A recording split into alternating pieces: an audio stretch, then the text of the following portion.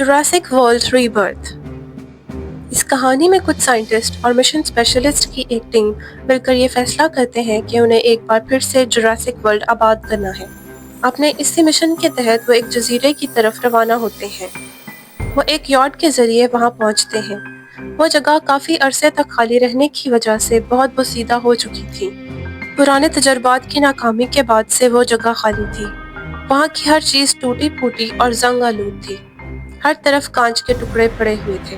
घने पौधों से गुजरते हुए वो तबाहशुदा विजिटर सेंटर तक पहुंचे। अजीमुशान हॉल में दाखिल होते ही उनके जूतों के नीचे टूटा हुआ शीशा फिर से टूट गया। टी-रेक्स स्केलेटन डिस्प्ले की बाकियात अभी भी सर के ऊपर लगी हुई थी, लेकिन वक्त के साथ साथ मुंजमद थी। वो बहुत गौर से उनका जायजा लेते हैं। उनमें से कुछ फॉसिलाइज थे, लेकिन कहानी ने उस वक्त एक नया मोड़ लिया जब उन्हें एहसास हुआ कि वहाँ कुछ डायनासोर्स अब भी जिंदा हैं। जी हाँ, 3 रैप्टर्स जो कि बहुत बड़े थे। वो एक बड़े रैप्टर्स को देख के पहले तो बहुत खुश हुए, मगर बाद में कुछ घबराए और हवास बाख्ता हो गए। वो मिक्स्ड फीलिंग्स का शिकार थे। बहरहाल अपने मिशन को मद्देनजर रखते हुए उन्होंने सोचा कि वो उस जगह में कुछ तब्दीलियां करती हैं और एक नया डायनासोर तख्लीक करने के लिए कुछ डायनासोर्स के डीएनए सैंपल इकट्ठे करने में लग जाते हैं। इसी मकसद के लिए वो डायनासोर्स के कुछ अंडे बहुत मुश्किल से हासिल करते हैं। बहुत सी मुश्किलात के बावजूद वो एक नया डायनासोर बनाने में कामयाब हो जाते हैं, जिसका नाम वो डी-रेक्स रखते हैं। डी-रेक्स एक बहुत बड़ा डायनासोर था। वो डायनासोर्स के मुख्तलिफ स्पीशीज का मिक्सचर था। वो एक लंबी गर्दन वाला, बहुत बड़ी भारी भरकम जसामत वाला और लंबी दुन वाला डायनासोर होता है। वो इंतहाई खतरनाक और बहुत ज्यादा ताकतवर होता है। देखते ही देखते कुछ दिनों में उनकी तादाद बढ़ने लगती है।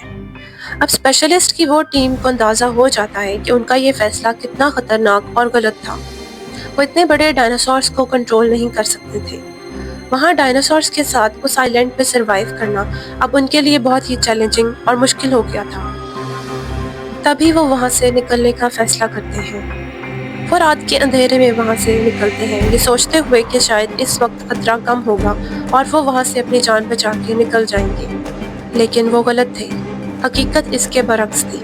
जैसे ही वो जुरासिक वर्ल्ड से बाहर निकलते हैं तो कुछ डायनासोर्स उन पर अटैक कर देते हैं और उनके ग्रुप में से 2 लोगों को जिंदा खा जाते हैं।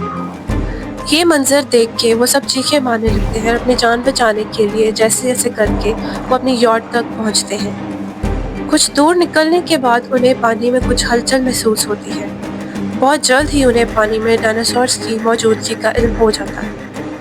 डायनासोर्स उन्हें पानी में हर तरफ से घेर लेते हैं और उनकी यॉट पे एक मर्तबा फिर से हमला करते हैं।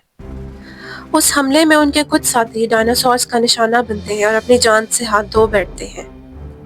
इतने में उन्हें आसमान पे एक हेलीकॉप्टर नजर आता है जो उनकी मदद के लिए वहां आया था।